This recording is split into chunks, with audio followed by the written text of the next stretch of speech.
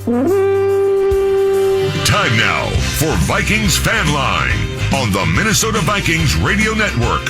Your chance to talk about today's game with the Vikings broadcast team. Add to the conversation on Vikings Fan Line by calling 651-989-KFAN or toll free 1-800-320-5326. Now it's your reaction to all the action. Vikings Fan Line. Here's KFAN's Ron Johnson and Eric Nordquist.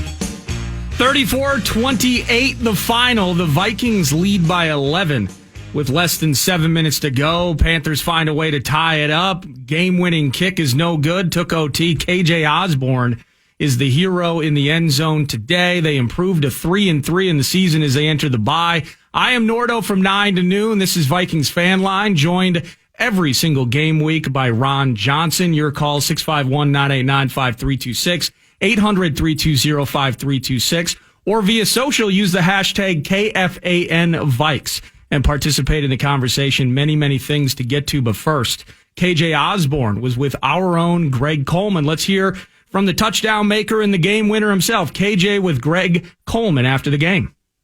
The game winner, KJ Osborne. I'm not going to say a young man that came out of nowhere, but from last year, watching you on the practice squad to how you have matured and evolved for this football team and this offense, what does this game mean to you? It's everything, man. It's awesome. You know, it's a lot of preparation and time that goes into this, obviously. But, you know, to have Kurt trust me in those situations and these situations before, you know, in previous games, that means everything to me. And, you know, I'm just going to keep grinding, keep trying to stack days, and continue to be a better player for this team. You know, over the last year and up until this year, we would have conversations. In watching you, I think I asked you, are you responding? Are you reacting? You remember those conversations? Yes, I do remember those conversations. And you have been responding because of why? I think my preparation and my confidence. My preparation gives me the confidence to go out there and play fast. You know, read the defense. You know, be able to you know, do the things that, you know, not what rookies do, but, you know, like the vets do. You know, see deeper in the game of football.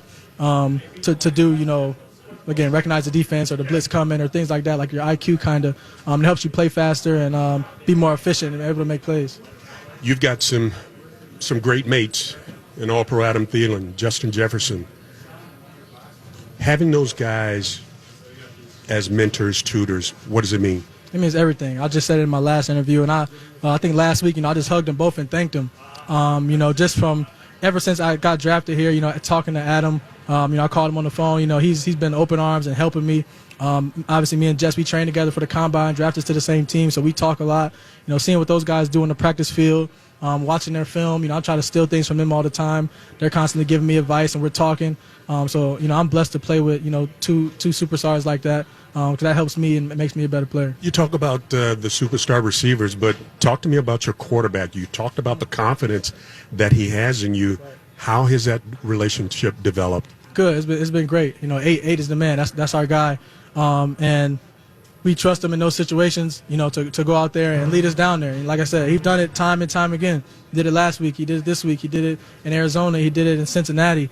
That's our guy. And I think a lot of people need to start giving him more respect than they do because, I mean, he's a fantastic football player. Last question before we let you go. Take us through the play that won the game for the Minnesota Vikings. Right. So it was we call it a cork. And so Justin's going out on the curl. I'm going on the corner. Somebody's going on the flat. And the corner, you know, probably stayed down on Justin. I haven't seen the film yet, but the corner stayed down on Justin. The nickel went with Conk, so that gave me, you know, one-on-one with the safety. And I was the second read, so, you know, I burst off the ball. I got a clean release. There was one-on-one with me and the safety. So, you know, I tried to, you know, lean him and nod him. And, you know, I won my matchup. You know, I turned and see the ball up. You know, I just finished the play. So, you know, that was awesome. A great way to get a hard-fought win and go into the bye week. What is that under your left arm, my friend? This is the game ball. This is the game balls. My mom wanted my touchdown ball, so she can probably get this one. KJ Osborne, thank you so much. Congratulations. Appreciate your time. Thank you very much. That's the young KJ Osborne. Heck of a wide receiver, guys. I'm glad he's on our team. Back to you in the studios. Thank you so much, Greg. KJ Osborne, second year out of Miami, making plays, becoming a third down option, and became a game-winning touchdown option for Kirk Cousins today. And bringing Ron Johnson into the conversation at 3Ron Johnson via Twitter. Ron, the way that Kirk is operating in these late game spots, this isn't just a short-term trend at this point now through 6 games. It was a drive with an opportunity to win at Cincy, a drive that ends in a game-winning missed kick by Greg Joseph at Arizona, does it against the Lions last week. Now this week, technically he does it twice, both in regulation and then in OT. You get the catch to KJ Osborne. How good has Kirk been in the clutchest of clutch moments trying to will this team to W's? Yeah, I mean, when you look at Kirk Cousins' period, you said it. He's been clutch. He's made the plays at the end of games. It has not been one of those, throw, nothing happens, game over. Kirk Cousins is giving hope to this team, and regardless of what the fans say, regardless of what they tweet, Kirk Cousins is doing enough right now to help this team win. Technically, they probably should have 4 to 5 wins right now if you look at all the game-winning opportunities they've had, none of which the issues that happen were his fault, missed kicks, fumbles, whatever you want to, however you look at it. So he's playing well. I mean, he's playing well. He's playing as one of the top 10 statistical quarterbacks out there right now. But then there's always going to be those fan favorites, and Kirk Cousins, for some reason, hasn't hit that echelon just yet, but he's doing enough to help his team at least get over the hump time in, time out. Now, what's happening in the late stage of games on the other side of the ball, Ron? Because this is now 2 games in a row. Luckily, the Vikings have come out with W's in each of them. But it's not inspiring confidence into the rest of this season post-bye when you think about being up on 10 over Detroit last week with 4:28 to go. They score 11 to take the lead. We got to go down, and there's some heroics with Greg Joseph. Today, you're up 11 on them with around 7 and change, and I think they get a field goal with 4 and change remaining. Mm-hmm. A 96-yard drive. Yep. This is 2 weeks in a row where an offense has shown that they have no shot against this team. Jared Goff and the Lions, and now Sam Darnold today with drops like crazy, bad decision-making by the quarterback, the former Jet, all of those things, inability to run in big spots for the most part today. Although they did eclipse 100 yards. I think that's 13 straight games that the defense has allowed 100+. Yep. But in the late stages of these games defensively, we've allowed now 2 teams with just drastically poor offenses to put themselves back into a position to win. That's very concerning. Yeah, I mean, when you look at before the Lions game, and you look at the last 2 minutes in a game, so the Vikings offense, 89 plays was the most, 21 first downs, tied for second. So the offense is doing their job. But the last 2 minutes, defense, 6.6 yards gained per play. That's 31st in the NFL. 4 TDs. That's 25th in the NFL. And, I mean, if you add the Lions game on there, I think that was one more in there. So they have to figure it out. I don't know if it's relaxed. I don't know if it's maybe they trust Kirk so much. I don't know if this is the football gods and this is the story they're writing for the Viking season where Kirk Cousins is going to have to be the hero, where you continuously, it's like, you see the lady fall in the scary movie and you're just like, I can't believe she fell. And then Superman or Spider-Man or somebody swoops in to save her. Like, that's the kind of season the Vikings are romantic. having. And then he pulls his mask down and gives her an upside-down kiss. But that's the season the Vikings are seeming to have right now. Like, the defense is doing well early on in games. They're looking like world beaters. They're getting sacks. Everson and all these guys are getting to the quarterback. And then towards the end, you're like, all right, it's 2-score game. Vikings have this under control. And somehow the team gets 2 scores. And either it comes down to a field goal, comes down to a fumble, comes down to another missed field goal, and today it comes down to a game-winning drive. A missed field goal first, you brought that up, and then a game-winning drive in overtime by Kirk Cousins. So it's just a story they're writing. When they make the movie of the Minnesota Vikings from the 2021 season, hey, this is just going to be another chapter in the movie. Yeah, I'm not enjoying the story thus far. We might need new writers. We'll see. 651-989-5326, 800-320-5326. Jonathan in Alexandria, welcome to Vikings Fan Line. 651-989-5326, 800-320-5326. Jonathan in Alexandria. Jonathan. Hi. Hi. Yeah, I just kind of had a question about what you guys were already talking about. I'm just trying to figure out how these games are so close at the end, and I thought of something this week that a guy said, I think an analyst said, like how Zimmer, he doesn't really go up on teams because of his style, just the style that they play. And I'm wondering how that plays into a factor at the end of the game, too. I don't know if he's in Kubiak's ear or not, but seems like they're just playing it safe at the end of games. But, yeah. All right, thank you, Jonathan. Anything in particular, whether it was on that 96-yard drive? I mean, we can pick apart, and I do want to pick apart some decision-making aspects of this game, but in particular, late stages of what you saw today in Charlotte on that 96-yard drive where we just got to just put a stop together. They get the fourth down play. Right. I think it was DJ Moore just roasting Cam Dantzler. Yeah. That's frustrating. No PP in the mix, I think, at that stage. He had cramps, according to the team. Anything in particular you saw or have seen late stages of games where you're just kind of scratching your head? Yeah, I hope it was cramps. Because if it is that and you have a bye week, even if it's a twinge, he'll have a full week to come back plus a week before they play Dallas. And so, but no, looking at that drive, honestly, it was a great chess move by the Panthers. So if you think about each situation, when teams are playing to the sticks, that's a lot of times what defenses say, oh, okay, just keep in front of you. Don't, they're going to run a route to the sticks. And then Mike Zimmer runs some kind of pressure. They did the opposite of what normal coordinators do, which is like 3rd and 7. You're going to run an 8-yard route or 9-yard route and try to get the first down and move it on. What he did was he ran a route where the corner had to sit, and he knows they're going to sit. So he's like, look, you're going to have a guy in your face, sit in the pocket, give him 1 second to get past the DB, and then you just got to launch it. And that's what Sam Darnold did. He's had a decent season, or a really good season, actually, up until this point. But he's never done well against Mike Zimmer. It's only been one other time, but he has not done well against Mike Zimmer. So it was a great chess move by an offensive coordinator that guessed what Mike Zimmer was going to do and guessed right. He said, look, let's run by him because we know they're going to sit on the sticks route thinking we're going to run something to try to get just a first down. And, what's the point of playing for just the first down? Let's try to dagger him now when we get a chance, and it worked. Yeah, and you're watching, as we're watching replays here on your station, Fox 9, Ron. 4 runs, 48 yards on the day for Sam Darnold. He got us in a couple of big spots with his legs today. That helps move the sticks. And it feels like we've had issues at times trying to stop quarterbacks that can get out and rumble down the field a little bit. Yeah, I heard Bursich earlier with Muss in the pregame show on KFAN on my way back from the grocery store. And he was bringing that up. He was like, hey, this is what Sam Darnold does. He leads the team, I think, in touchdown runs or something like that. He has 5, yes. Yeah, like he actually is not a mobile quarterback, but it suffices for what he does. Like he's not scared to take the ball down and run with it. And then that one long run, it was like, somebody please tackle this guy. And I think everybody was assuming the obligatory slide was coming, and he never slid. He just kind of wiggled and waggled through the defense.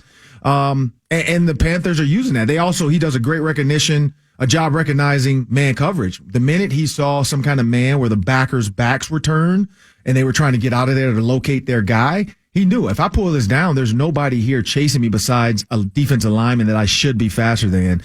And he did a good job. So, again, it's part of that chess match of just having your quarterback ready. I mean, we saw Kirk Cousins do that against the Tampa Bay Bucks. Pete brought that up, and we all talked about that. When you see man coverage or some type of coverage or the linebackers aren't paying attention to you because they have to cover a tight end and a running back, you cannot be afraid to pull the ball down and run. And, Sam Darnold got him today. The Vikings win 34-28 in overtime, another game in which this Vikings defense just cannot close the door on their opponent. But a victory is a victory. Team improves to 3-3. 651-989-5326. 800-320-5326. From Sam to Isaiah, Jay, Evan, Lance, Zach, and so many more. We will get to your calls as well. Hashtag KFAN Vikes via social media to chime in as well. I'm Eric Nordquist. Ron Johnson is here with me. You're listening to Fan Line. This is Minnesota Vikings football. 2nd and 13, Cousins shotgun, looking to the left, steps up in the pocket. He'll fade to the end zone for KJ. Caught and touchdown! And the Minnesota Vikings have walked off on the Carolina Panthers. Kirk Cousins to KJ Osborne. A game-winning touchdown in overtime. And the Vikings beat Carolina 34-28. Let's go, Kirk. Let's go, KJ. That was the game winner. 34-28. The Vikings win in overtime, beating the Carolina Panthers. Panthers start out 3-0. They fall now, losing 3 straight. Sam Darnold turning back into a pumpkin. They need Christian McCaffrey, who's now on IR. But this isn't Panthers Fan Line. It's Vikings Fan Line. 651-989-5326, 800-320-5326. Ron Johnson is here as always. I'm Nordo from 9 to noon in for Corey Cove. And let's jump right back into the phone lines here. Evan from Byron. Welcome to Vikings Fan Line. Hey, guys, what a win, huh? Yes. I guess I'm just, mixed emotion, and I'm probably nitpicking here, but with offense getting over 500 yards, 34 points, just curious what you guys' thoughts still are on the play calling. I feel like overall it was better than it has been, a little more aggressive, but again, I just felt like when it came down to the nitty-gritty part, it was kind of, we got conservative again, couldn't put them away. And on the flip side, too, just anything, wondering what you guys are seeing defensively, why in those situations under 2 minutes, putting teams away, what are we doing? Are we playing soft coverage? Are we not, should we be more aggressive on defense as well? Just curious what you guys' thoughts are on those things. And Nordo, can't wait to hear the victory montage tomorrow. Hell yeah. Thank you, Evan. One of my favorite moments from the game prior to that 96-yard drive, courtesy of Paul Allen and the game call. If these Panthers go 96 yards, score a touchdown and get a 2, just shut it down. Yeah, I couldn't agree more, PA. Here's what to add on to that, Ron, in terms of play calling and those things. You score 34 points. It is indeed in some ways tough to nitpick.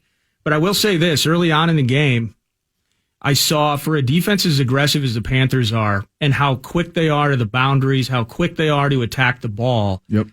We saw a couple of screens to Dalvin work later in the game, but early on, it felt like doing nothing but going backwards and just almost out of pure stubborn nature, trying to get Thielen out on the short wide receiver pass, getting him moving forward. I forget who it was, may have been Hassan Reddick, who blew up 4 offensive linemen to make a tackle for a loss in the mix. Like some of those types of plays against that defense felt like they were doomed from the start. What did you see from the play calling mix today? Well, I love the smoke screens. I mean, I said that in the broadcast on Fox 9, the pregame. I said, so you love them. I love this. I love it because it's literally an extended handoff. So this is the thing. I'm not saying the only because I know it's the Vikings and people are going to say we're cursed. It can happen to us. But the only real negative in a short pass is if 1, the receiver can't catch, and 2, he fumbles. We had the Justin Jefferson fumble. We know that. But that more so, I think, is in the game because Jonathan Vilma brought it up. The game early on, I don't think Justin Jefferson understood how fast the Panthers play and how good this defense really is because when you say Carolina Panthers, you don't feel like, it's not the Julius Peppers defense of the back, when they used to be really, really good back then, Yeah. And Deion Grant, those guys. Now, all of a sudden, and Luke Kuechly, now it's them trying to figure out their identity. You look at their numbers, they were first, they were second, and they were third, and then they were 8th in points. And so you could say, yep, those first 3 games, those teams weren't good, they faced. Yep, but you still got to line up and play them. Those guys are getting paid just like they are. Now the pack is starting to come back to them because you look at the Vikings, you look at the Cowboys, and so, yeah, they're in the Steelers. You're facing better teams now. But when I look at those passes, other than the Jefferson one and other than the Dalvin Cook one, I like it. Because it gets the ball into the playmaker's hand. I think the one where I don't know who got smacked in the face at the end, towards the end of the game, but that one I think was Kirk's fault. I don't think that was smoke time. I think the DB, because usually a smoke is when the DB is like 7 yards off and you look at the box and the box count is 8 and you only have 6 blockers or 7 blockers. So you just take the one-on-one matchup. I felt like that DB was a little too close to throw the smoke. I almost would have thrown the smoke and go because I think Vilma brought that up too in the telecast. He said, hey, Kirk Cousins has to be careful because these Panthers DBs are coming. They came one time on Thielen, and Thielen was able to break inside and get a big run. On that one, and again, that's the chess match. I don't know if we have the smoke and go yet. We might, but that's got to be something where Kirk and Peyton Manning used to do this where he would call the smoke, and then he made like a jackhammer movement. Yeah. That's just saying, and go. Like, you have a smoke and go. He's going to jackhammer it.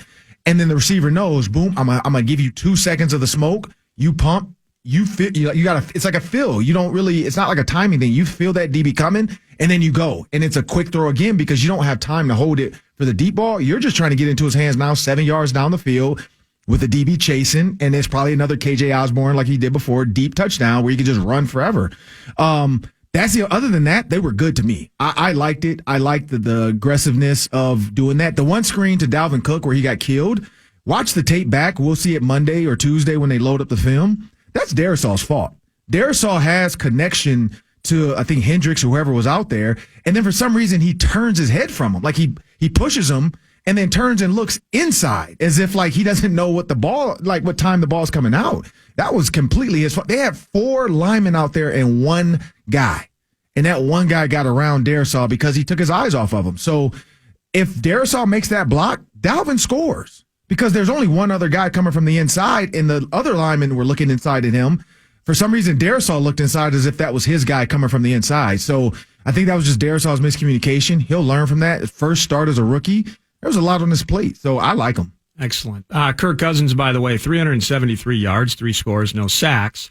And that's why it's tough for me to nitpick this offense today in the play calling, because there were lulls. There were stretches that were mind-numbingly irritating. Yep. However, this Panthers defense allowed 207 yards to Zach Wilson in the Jets week 1. Yep. They haven't allowed a passer to exceed 200 yards since. Correct. They're so good. through 5 games, the most passing yards they've allowed, 207 yards, and Kirk just blew through that freaking brick wall. So certainly a positive in that regard. Vikings fan line, 651-989-5326, 800-320-5326.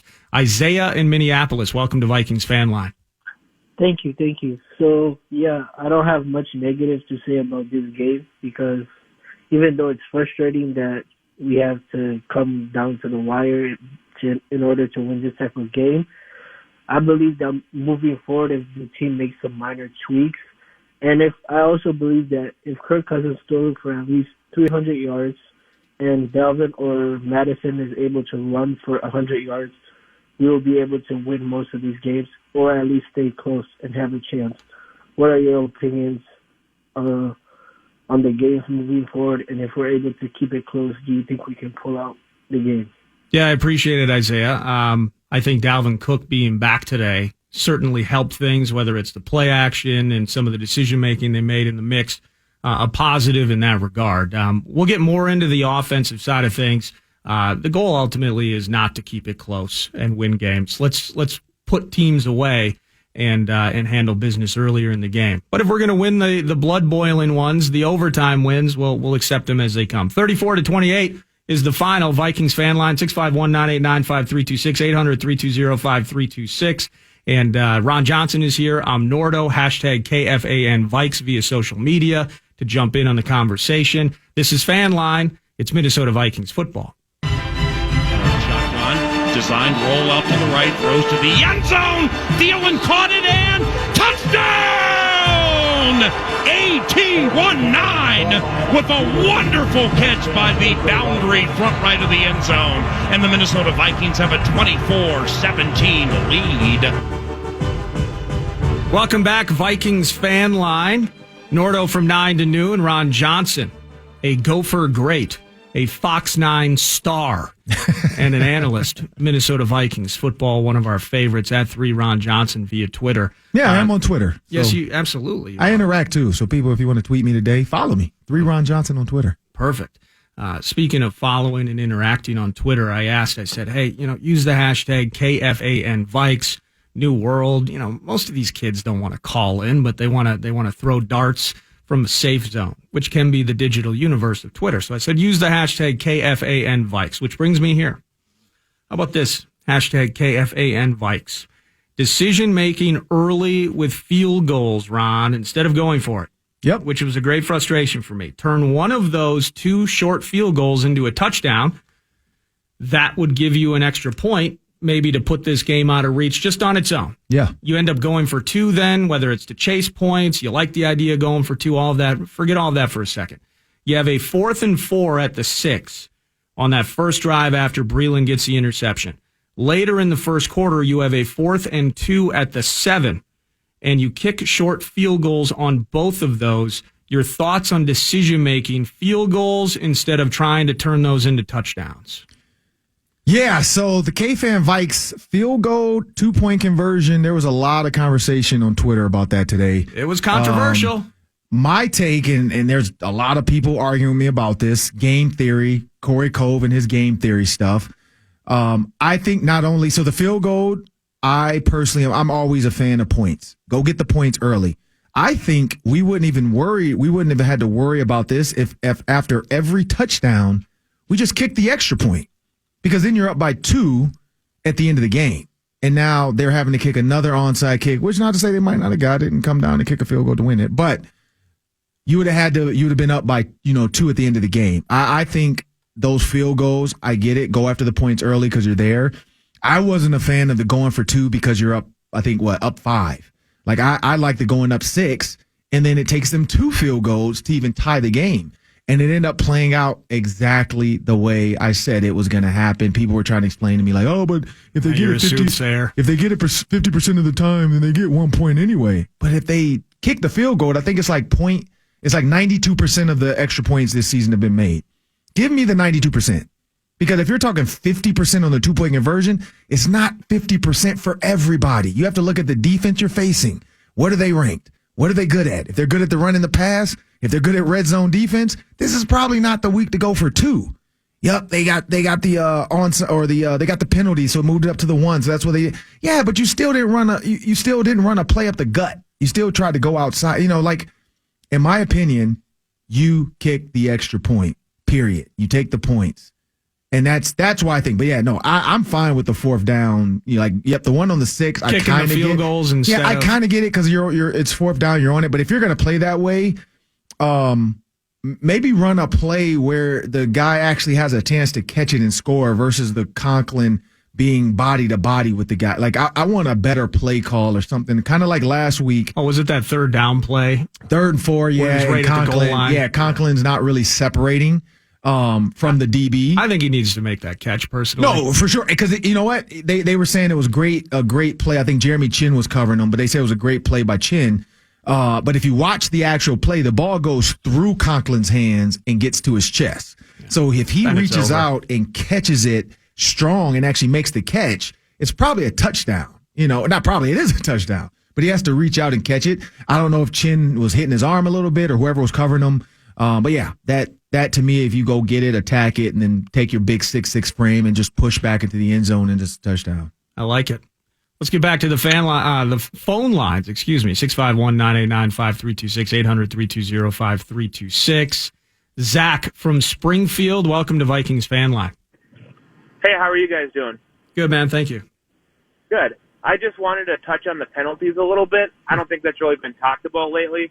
So, or not about this game anyway. So I noticed, I think we were at like 10 or 12 penalties, something like that. So I'm just wondering, do you think a lot of them were justified? Like, when we did the defensive holding, like, were we trying to, like, stop a play, or do you think that's something that can be corrected individually during the week by the coaches? And then offensively, too, going back to week 1, we've had a lot of offensive line penalties. Do you think that's something that can be fixed, or is it just a specific personnel issue? I'll hang up and listen. Thanks. Yeah, thanks, Zach. I'm glad you brought that up. 11 penalties, 98 yards. Those were the ones that were enforced. Mm-hmm. We saw week 1 against Cincinnati just how devastating really is the better word to say in regard to just how stagnant the offense became. And we saw it today defensively. There were 2 3rd and longs that became first downs via penalty. I think Oliudo had another couple holding penalties on him just alone today. I know Bradbury had one. And I guess I didn't write them down one by one. The point is, Ron, a lot of penalties, a lot of frustrations in that area, and it's cropping up again. Your thoughts? Yeah, so if you look at, I think the crew was Craig Wolstad's, I think that's how you say his name. That was his crew.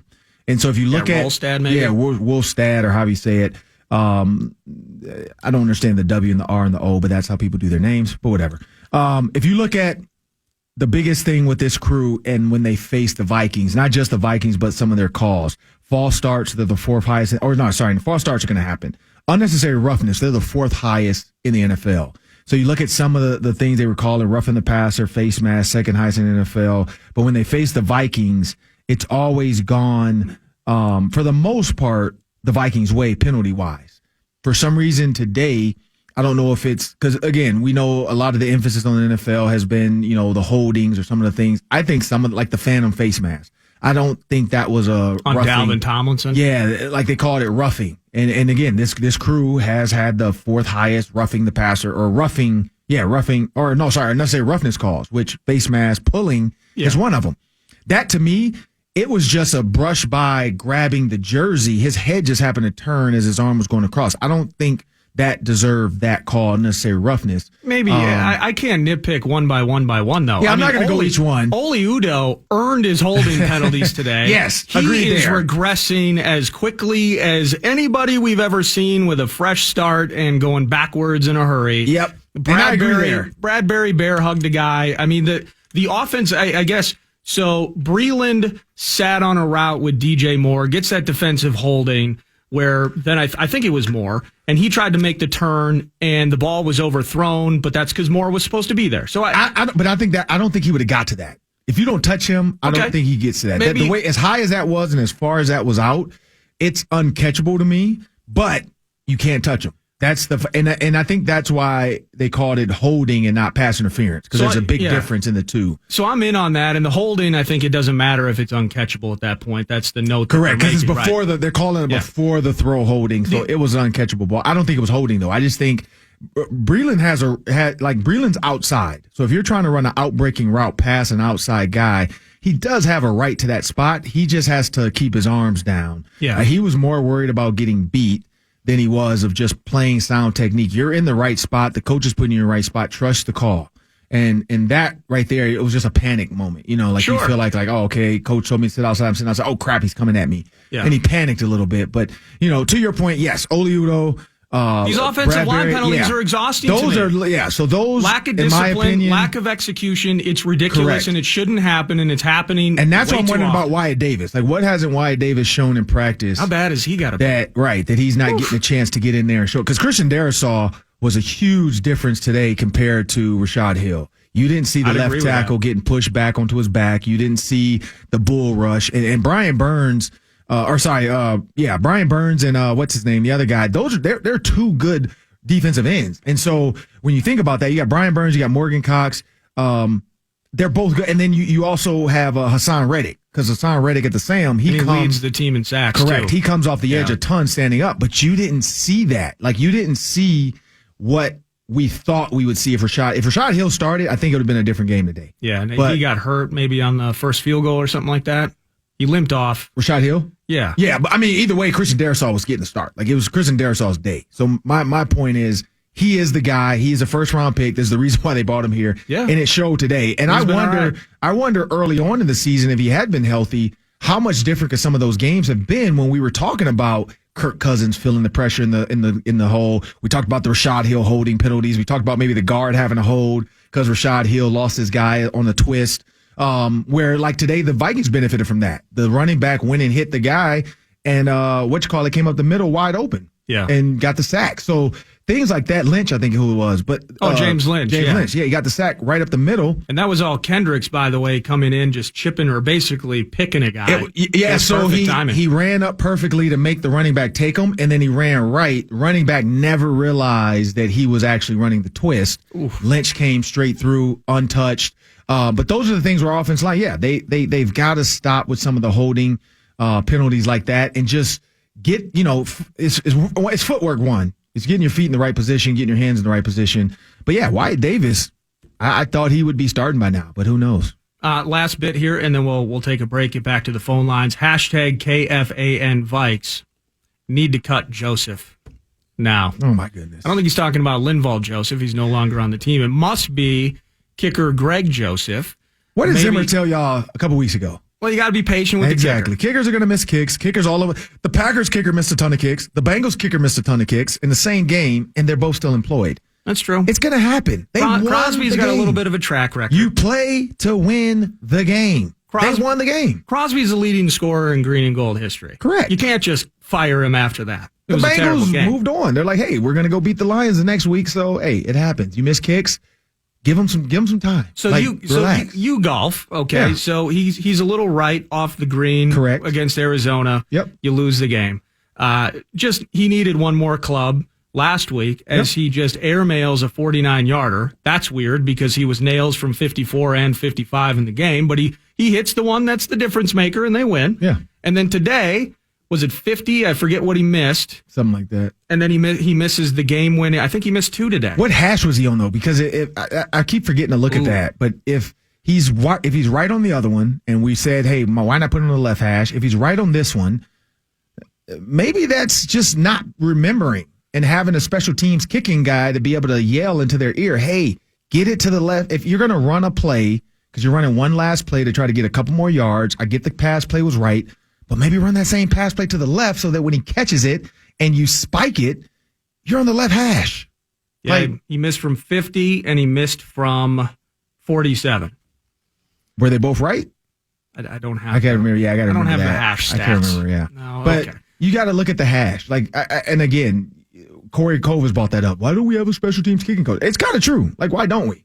Somebody to keep track of that, because that's what the caddy is for. Well, we had Nate Kading in 2019 when Dan Bailey was unbelievable for us. Oh yeah, you're right. We had Nate Kading in as the kicking coach, and he'd be on the sideline figuring that stuff out. Then COVID hits, and I think Kading's out of the mix or whatever, and really, they kind of everybody consolidated. Yeah. Yes. Yeah. But think about that. If you have a caddy, your caddy, if you're 100 yards in or whatever, yeah, or off the tee even, your caddy's telling you, hey, you might want to push this drive left so that you have a good approach shot in to the hole. I need a caddy. So that's what they probably need for the hey, coach, we need to put the kicker on the left because his approach shot needs to come from the left hash to win this game. Those are the things where sometimes I think coaches just forget because they're so caught up in the moment. And maybe that could be it. Absolutely. That's Ron Johnson. I'm Nordo from 9 to noon. This is Vikings Fan Line, 651-989-5326, 800-320-5326. One more segment to go with the Vikings Radio Network before we let the network go, but we'll be here for all the way up until Sunday Night Football. Meet Sauce Paul Lambert, AJ Mansour, Vikings Overtime in the mix as well, but taking your calls, also using the hashtag KFAN Vikes via social media. Sam, Saul, Jay, Brent, Lance, Viking Dave. We will get to you shortly. This is Fan Line. It's KFAN and the Minnesota Vikings Radio Network. Goes back to pass on the first play. Protected okay. Sees nothing. Floats out left. Sees less. Now he throws right. And it's intercepted. Yes, it is. It is Bashaud Breeland picking off Sam Darnold right out of the gate with a 7-yard return. Bashaud Breeland. Let's go with these Vikings. Nice instincts, nice interception from Bashaud Breeland. The first attempt of the day for Sam Darnold. And the Vikings were headed the other direction. Loved it. 34-28 is the final score. Like that, too, as in the team is victorious. They improved to 3-3. Ron Johnson is here. I'm Nordo from 9 to noon. 651-989-5326. 800-320-5326. We'll just jump right into the phone lines here. Sam and Baldwin, welcome to Vikings Fan Line. Hey, guys, welcome. I guess my first point's been made a bunch of times, the conservative play calling and going into a show when you get up by a couple points. My second point is, maybe I'm missing it. Why are we not seeing two back sets with Madison and Cook on the field? Just imagine the explosiveness you could have with the receivers and then our two running back sets with Madison and Cook. Hey, thank you, Sam. What are your thoughts on getting both of those guys? And we see it a little bit if you look at, and I think they have the best duo. Nick Chubb not playing today. I don't know what the score is. The Cardinals were just blowing out the Browns at one point. But Chubb and Kareem Hunt, we've seen that where it'll be Baker and shotgun, and he has each of those flanking him on respective sides. And both of them either become a running option or passing options out of the backfield. Your thought on two back sets with 25 and 33, Ron? Yeah, I know they got out to a good start, but looks like the Browns in the second quarter put up 14, so it's 23-14. Cardinals over Browns. Cardinals have the ball in the third quarter. So, yeah, it's closer than it was earlier. But to his point, I do like the two back sets, and I've talked about that before with Mark Ingram and Alvin Kamara way back when, and how effective that was. The only issue with that is with Kamara and Ingram. Ingram was the power back. Kamara was your do-it-all back. Cook is almost like the Kamara in that bunch, but Madison is not Ingram. And so are you still as effective with those two in the game together? Because I would rather not take Cook out the backfield just to give Madison some carries if Cook's going to go out there and run some routes. I don't think it works as well here. But I do get the sentiment. I understand the thought process behind it. Again, Madison could be the lead blocker, if you put him in there, but then do you take out C.J. Hamm? I'd say no, because C.J. Hamm's one of the best blockers, or probably is the best fullback in the NFL right now. So I get the thought, I get the sentiment of what he's trying to get at. I think there should be some packages in there, but it's got to be more of a triple option type thing where you use the Dalvin Cook one way counter back with Madison. If you are going to throw a screen, put Cook out there where you put Jefferson. Run the tunnel screen with Cook. It could work, but you got to be very careful and selective when you do it, because now you're taking opportunities away from Kirk Cousins, who's really good with the ball in his hand. And then we see what Adam Thielen can do when you give him chances. Like, he is one of and still one of the best receivers in the. Everybody's saying, it's going to decline this year. He's still good. Yeah, that catch he made today on the sideline. Ridiculous. The throw was ridiculous, too. The concentration, thinking back to 2018 in Lambeau when those two defenders were converging and Thielen was falling backwards. And I mean, all he does but is the make toes, amazing the catches. knee, the ability to kill his, because a lot of, like Chris Carter calls it, kill your weight. His ability to kill his weight and just drop that knee, not go out of bounds before he knows he has the ball. Once it hit his body, and so he was smart enough to not try to reposition it and get it in his hands. He just held it close to his body and fell, which was perfect, because as long as you don't lose control of the ball, it does not matter how you catch it. You can catch it with your thighs. As long as it doesn't move, it's a catch. And you just have to keep it controlled, fall to the ground. And he did that. And I think that's what the refs were looking at, trying to make sure he didn't try to readjust it as he was going down. He never moved it from that spot up against his chest. He just held it close and tight. And that's why it was so good. Because even him, he kind of shook his head a little bit at first, because he was thinking like, dang, did I move? And then, the replay came up over the big board. When you heard the Carolina fans go quiet, then you knew it was a touchdown. Because that's the best thing about the TV copy. When in Minnesota, when it happens and the crowd goes wild, you know it's a touchdown. Vice versa, when you're on the road and you can't hear anything but the players on the sideline screaming. You know it's good for you. You know it's good for you. Yeah, so that was cool to see. But yeah, I mean, the throw, again, Kirk Cousins' throw, he puts it in the one spot where Adam could get it. And the DB had to make a perfect dive to get it, and he could not get to it. And we don't give him a credit enough. We know they make jokes about he missed the birth announcement of his first son. He almost missed the throw in the corner. Yeah. But that's actually the throw right there to Thielen. Like, maybe he was just trying to throw it to the corner to his firstborn son to say, hey, I know you're coming. I'm gonna make this tight. Like, but you're gonna get there. Like, it's one of those throws. He did it before his child was born, and he just did it to Adam Thielen today. So same throw, and it's still a touchdown. By the way, in relation to two-back sets, the person with the second longest run of the season for the Minnesota Vikings. C.J. Hamm. It's C.J. Hamm, his 30-yard scamper earlier today. He put the dead leg on that safety, too. I mean, he hit him with the hezzy. That was a Denfield. That was a Denfield cut right there. I like it. There's no doubt about that. Let's get to Lance in Somerset. Welcome to Vikings Fan Line. Hey guys. Hey. I'm happy about the win and everything, but I guess week after week I just don't understand the conservative play in the end, instead of like putting a boot on the neck and putting the game away.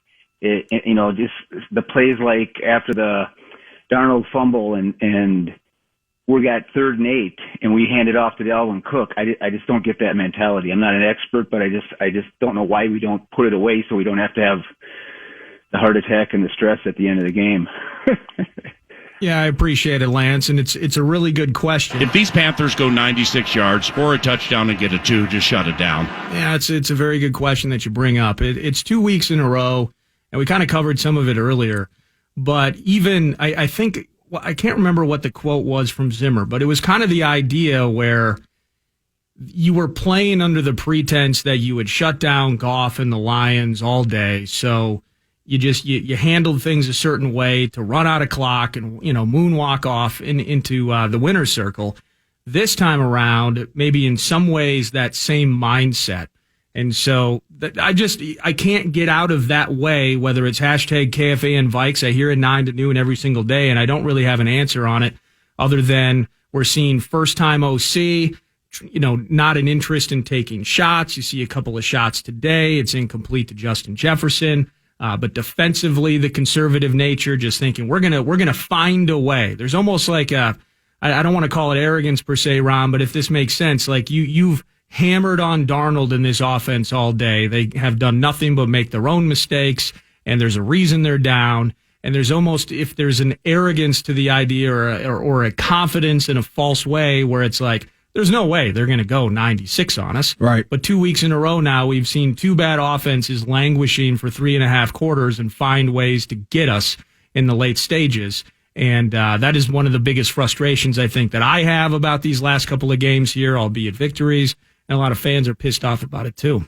Yeah, I mean, it's one of those things where when Dan Chisena downed it on the 4, you're just thinking like, what a play. Right, great play. Game over. Good luck, Sam. It feels like one of those preposterous statements was going to get tweeted or something like the 96-yard drive at the end of the game is the hardest to defend. You know, like that's what it felt like because it's like, here we go. And when they got him down, like we're making it look that way, right? But when they got him down early, and it's like, okay, Sam Darnold has to make a great play to even get a first down here. You're like, okay, this is going to end with a safety. Like Sam Darnold is going to be under pressure. He's going to do something stupid, throw a pick. Nope, completion. And then another completion. Then another, and it's like, here we go. And so just like the Lions game, I mean, same thing. It's like, what's the worst that can happen? And then it happens.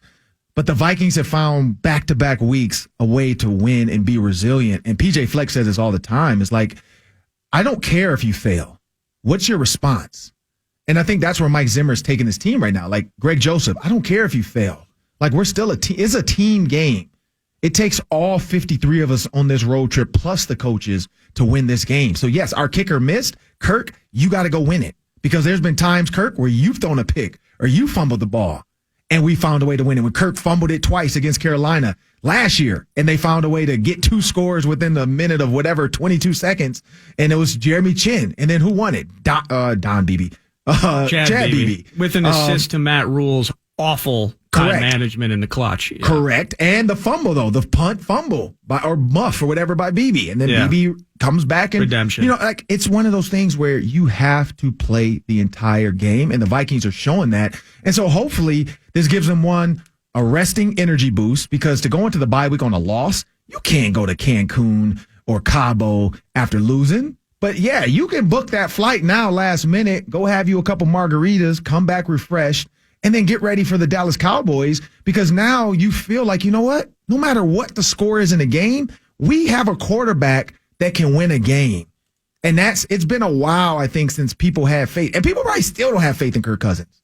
Like, people still are going to look up stats to try to doubt that he actually is playing well. Yep, he had a bad game against the Browns, but that was it. Absolutely. Other than that, Kirk Cousins is having a great season. That's Ron Johnson. I'm Eric Nordquist. At this point, we're going to say sayonara. We're going to say have a fantastic Sunday evening and a great couple of weeks here as we enter the bye to the Greater Vikings Radio Network. The next time you hear from us will be at 6 p.m. 2 weeks from today. It'll be Halloween. Dallas Cowboys in town, and we'll get you ready for a 3-3 Vikings operation taking on a Dallas Cowboys team struggling a bit out east. 14-10, the Patriots currently beating the 4-1 Cowboys at Gillette. But Vikings and Cowboys in 2 weeks. That'll be the next time you hear from us. Thank you so much for listening to the Vikings Radio Network. Saul, Jay, Brent, Nick, Viking Dave. We will get to your calls because you can continue to listen to Vikings Fan Line via 100.3 FM, The Fan. That's us. That's The Fan, the Vikings flagship. And also on the free iHeartRadio app. So thanks for listening to Vikings Fan Line. Continuing 651-989-5326, 800-320-5326, hashtag KFAN Vikes via social media. This has been the KFAN Minnesota Vikings Radio Network. Vikings Fan Line now continues on FM 100.3 KFAN and the Fan Radio Network. Vikings Fan Line on the Fan is presented by Comcast, Honda, Youngsteads, TimberTech, Carboni's Pizzeria, and by Shift Real Estate. To join in on the conversation on Fan Line, call 651-989-KFAN or 800-320-5326. Now it's your reaction to all the action. Vikings Fan Line. Here's KFAN's Ron Johnson and Eric Nordquist. Welcome to Vikings Fan Line, 100.3 FM, The Fan, the free iHeartRadio app. Thanks for joining us. 651-989-5326, 800-320-5326, the hashtag KFAN Vikes. An easy way to chime in as well. I'm Nordo from 9 to noon. Ron Johnson, Gopher Great, Fox 9, Vikings analyst, is with me as well. And the Vikings win 34-28. Much more dramatic at the end than it felt like it needed to be or would be, but the Vikings win. They're 3-3 into the bye week. Next up, Halloween. Trick or treat with the Dallas Cowboys at U.S. Bank Stadium in primetime. Spooky things happen on Halloween. Very much. I got some people on hold. I want to get to the phone line shortly, but I want to hit you with this. Which version, and this is courtesy of Todd, hashtag KFAN Vikes, which version of the defense is more representative to what they will be the rest of the season? Mm-hmm. The first three quarters, or in the fourth quarter, late stages of games? Which one would the real Vikings defense please stand up? Yeah, so thoughts? Ben Lieber and I have talked about this a bunch on the pregame show, and we're both waiting for that. I personally, and I think he's with me on this, I personally hope it's the first three quarters. I hope the fourth quarter is just an exhaustion thing, and we know they love to rotate, get guys in, switch it out. But have they been rotating as much as you would have anticipated? I don't think so in the fourth quarter, because I said it when I was watching this game. Everson on that last run where I think Darnold got outside, he looked gassed. Like, he looked so tired. Like, he had no push. He was trying to get to him. Because this is Vikings fan line. We're celebrating a win, and we want to break things down. And just looking at this game, the issue that I'm seeing right now is you have Everson Griffin, who was brought in to be a supplement. Correct. To now be he's a the complement. Guy. And he's the guy. Because whether it's draft picks not working out, which is becoming a theme here, specifically defensively, and Weatherly not necessarily handling business the way he, and DJ Wanham, maybe it's just physical size. He gets washed out a bunch. Correct. Everson now is the feature guy. He's the guy. And that is not necessarily, I mean, he's great for the first three quarters. Right. But old man's getting tired. Yeah. I mean, the whole thought was, like you said, supplement. Come in on third down. Maybe come in on second and long. Come in on pass. Now he's in there. Like, he's the guy. Like, he's him the starter. Hunter. And so I think that there needs to be a little bit more attention to detail with him. Because Everson's not a guy that's ever going to tap out. Not unless he's, really gassed. So Andre Patterson's got to tap him out. No, Andre Patterson's got too much to worry about. It's got to be little Andre. Like Andre Jr. Oh, AC. AC's got to keep an eye on Ev. But he's got the new baby now. Now he's got a lot going on. You're right. You know, two kids, how it is. But yeah, somebody's got to have that, whether it's, defensive assistant guy or what, they've got to keep an eye on Ev and the defense line as a whole, but mainly Ev. Like, you've got to keep an eye on him and make sure he's coming out when you can have him out, especially if it's not a pass play for sure. Like 3rd and 2, some of those, let's get him out. Let's get him out. Let's get him a breather, get him some water, and then 1st and 10, you can give him a breather. So that's 2 plays back to back. He's out the game. Now you bring him back in. It's got to be a rest thing. You've got to keep an eye, because I don't know if he said it or somebody else said it, but he's like, man, my first time back out there, like I was, Barr. He's like, man, I felt like my heart was or my chest was gonna explode. Like my body was on fire. Like it's different. Like, you can practice all day long, but that game is so different. When your adrenaline gets going, then you get to moving around. You don't have time to rest because it's not a coach sitting there with a clipboard and a whistle and redoing a play, and then you get to walk around and wait for Kurt to come. No, these guys are going no huddle sometimes. They're getting up to the line quick. It's like 35 seconds. That's it. Yeah. But yeah, no, Ev is good, but the defense in the fourth quarter, I don't know the answer to that besides you've got to spell some guys and get some guys in and out. From a DB standpoint, there's no answer. I think it's just time. Like, it's just, as time goes through and you're getting tired, you're going through the motions. It becomes a long game. Absolutely. And maybe they're feeling like they shouldn't be in some of these games, or the way they're in some of these games, they shouldn't be this close. And they end up taking kind of relaxing, because at 8 points, I think they thought, oh, we got this. Like, we got the lead. Then we went up 11 points. Yep, we got this. And then instead of going for the score, they go for the field goal. You still think you got it. You're like, oh, they went for the field goal? Oh, we got this. Yeah. Our offense is going to drain the clock. Nope, doesn't happen. So, yeah, I don't know. Nick from Barnum, welcome to Vikings Fan Line. Howdy. How you guys doing? Good, man. Yeah, pretty much this team is going to go nowhere, to Ron's point just then. This team's going to go nowhere under Zimmer. He doesn't go for the throat. You can't let these teams stick around as long. You were talking about it last week. You let these teams stick around. You don't put the dagger in. You don't use your amazing receivers. You just keep running it on first down, sometimes second down also. you put Kirk in, bad positions. I realize Zimmer doesn't call the plays. Okay, whatever. It's frustrating. It's frustrating. It's like you guys say, it's frustrating. I want to win a Super Bowl. It's just way too conservative. We have weapons. Let's use them. Hey, thanks, Nick. It is irritating. I don't have much. I mean, this has been a significant point that we've covered throughout. You do look at this team, and at 3-3, you love that you're going into the bye 3-3 instead of 2-4, and you try to project, difficulty of the schedule coming up. Overall, Cowboys no joke. Right. Feels like defensively in the past we've matched up very well against Dak and Zeke, but both are playing at an exceptionally high level right now. Yep. I don't even know what the hell's going. Like, Lamar is a magician to me. He's amazing to watch. So we're just hoping we're on the right side of those, curious fumbles that he gives up every other game. Right. But they can run all over teams. We have trouble stopping the run. Like, you try to project things out. Is there a situation, to Nick's point, not putting the boot on people's throats, putting the offense in bad positions, where over the course of this bye week, is there at least one thing or two things you think, well, Zimmer's out on the ranch. He's got his cute little paddle boat and his man-made pond outside his spot, and he's paddling around, and maybe there's one or two things that he can focus on that makes this team better. Because if we're going to do this every single week, this is not a playoff team, certainly not a Super Bowl contender, but if we can fix or tweak a couple of things where we're not constantly having to go down to the wire every single week, maybe this team can go on a bit of a run after the bye. I don't think it's just one or two things. Yeah. So from the foot on the throat thing, it's tough to say it's a defensive thing. The defense is more reactive. They're reacting to what the offense does. So you score, we're going to come out and try to stop them. You don't score, we still got to come out and try to stop them. From an offensive standpoint, you're not really reacting. You're always being proactive. You're always attacking. You're always trying to find ways to score. And so I think it's that when the defense gives you the ball back, turnover, you've got to get a little bit more aggressive. I tweeted that.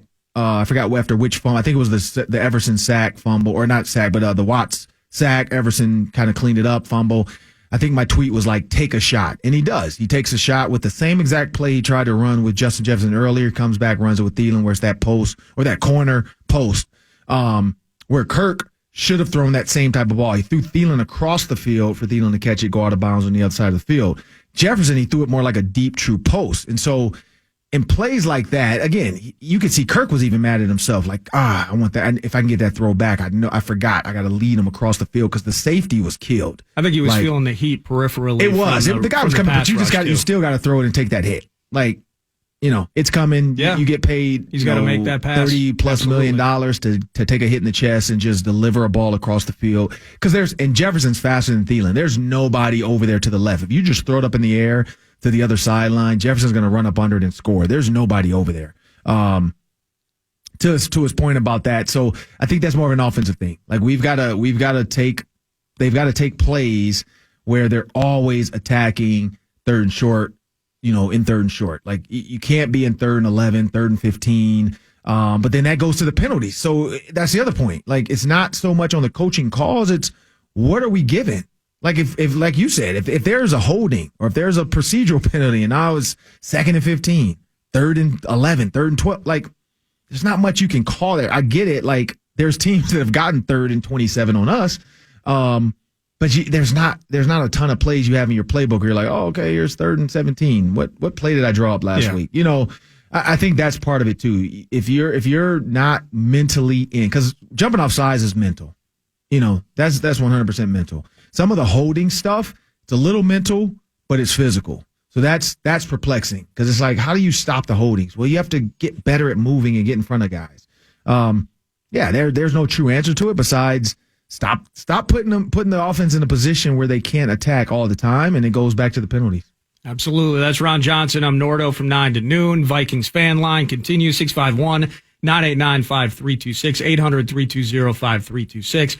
We're with you via fan line into Vikings overtime, into Sunday Night Football right here on your home for Vikings football and all sports, really. The Fan. We'll be back 651-989-5326. 800-320-5326 or use the hashtag KFAN Vikes. You're listening to Vikings Fan Line on the Fan. Your home for all things purple. Galvin 10-5, touchdown! FM 100.9. KFAN, The Fan. And Cousins hands it to C.J. Hamm. And look at C.J. get loose left side, 40-50. Into Panthers territory to the 40. C.J. Hamm with a long run of 29 yards, by far the longest of his career. In fact, the longest by 20. He runs the Vikings out of trouble. Fresh 4 from the Carolina 40. Welcome back, Vikings fan line. Vikings now 3-3 after an overtime victory. KJ Osborne, the game-winning touchdown, 27-yard connection from the arm and the hand and the glory that is Kirk Cousins. 651-989-5326, 800-320-5326. Brent from Alexandria, welcome to Vikings fan line with Nordo and Ron Johnson.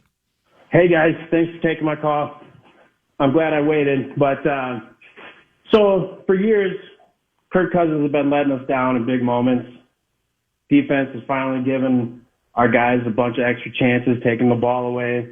You'd like to see him convert those turnovers into touchdowns, but it is what it is. But how do you see these moments, these 30-second end-of-the-game drives to tie it up or give us a chance to win? How do those play into the divisional matchups coming up, which are going to be probably the toughest games of the season? That's about it. Hey, thank you so much for hanging on there, Brent. First, our Ron's Liuna hardest working player of the game. Thank you so much, Liuna. We love you. The Liuna hardest working player of the game is, Ron? Kirk Cousins. Yeah, how about that? 370 and change. Again, nobody had cracked the Panthers' pass defense all season through the first 5 games. And Kirk was loose today. 3 touchdowns, including that game winner to KJ Osborne. And the most important, 0 interceptions and no fumbles. No fumbles, no sacks.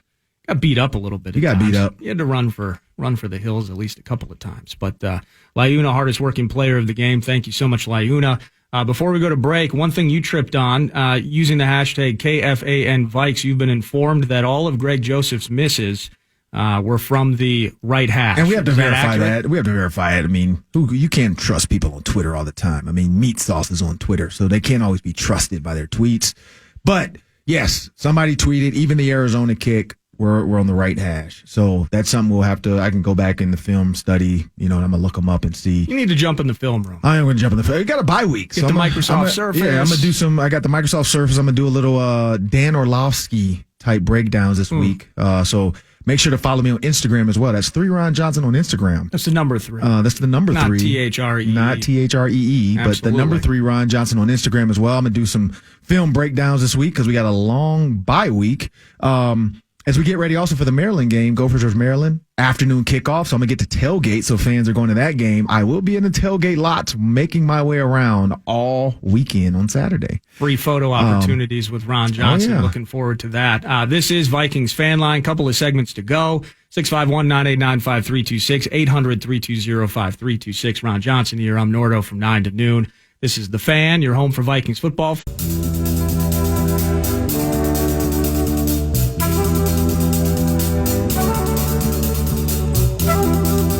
Welcome back, Vikings Fan Line. A couple of segments left to go here. 651-989-5326, 800-320-5326.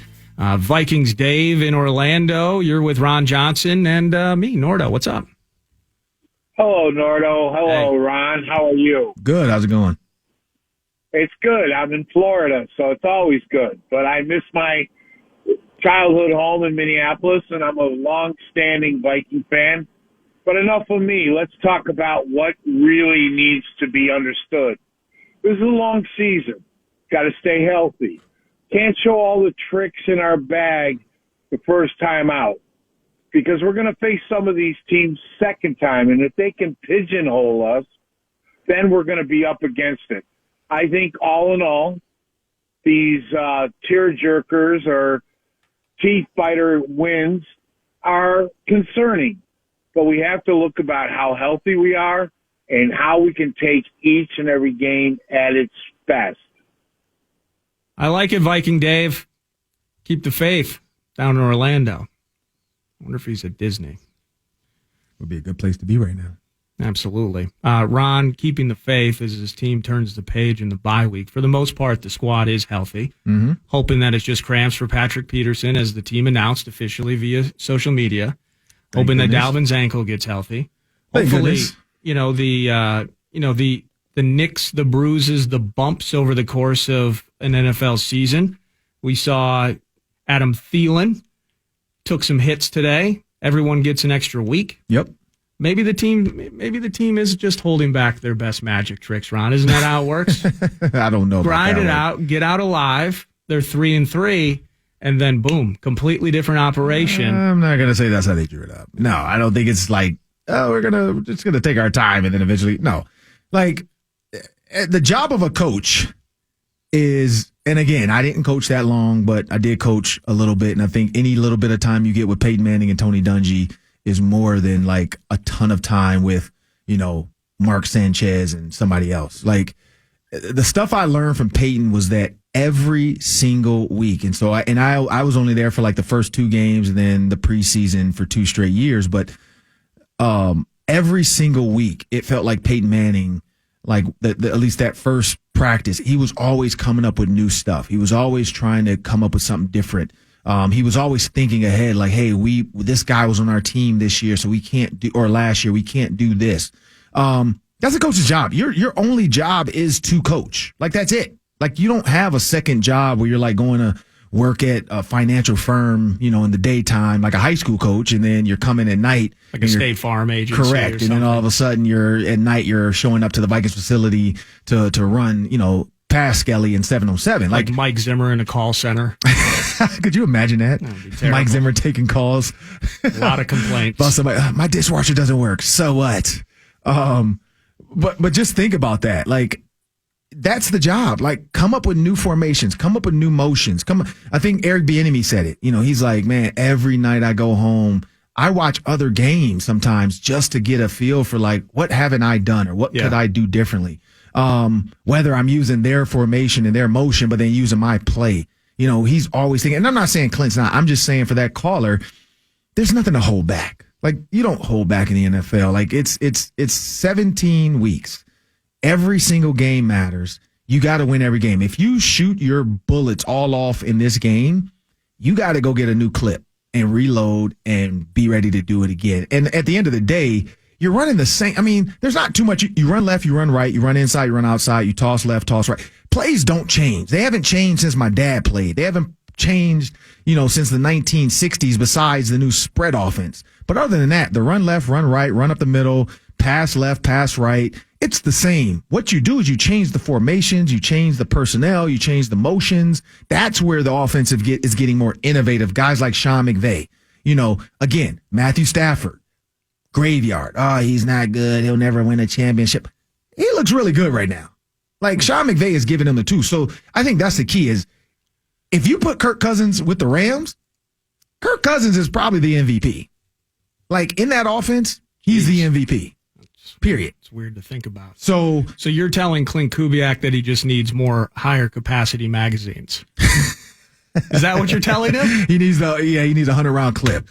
He's got to go get the 100-round clip, get the AR-15. He's got to load up. He's got to get the 50-cent arsenal. Like, just go get all the guns, drop a quarter on the table, and let the beat play. Like, he's got to ride out. But no, I think he has it. Again, we keep forgetting this is his first year. Even though he's been around football for a while, his dad's been offensive coordinator, head coach. He's been around football. This still is his first year, so he's still figuring it out. Like, he started off on the field, Zimmer sent him up to the booth, all that kind of stuff. Yeah. So he's got to figure it out. Like, he's figuring it out game in and game out. Kirk's doing well.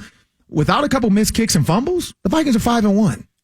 So we need to remind ourselves, Kirk leads us down with an opportunity to kick a field goal in overtime. Dalvin fumbles. Correct. Lead Greg Joseph down for a 37-yard kick. It goes right.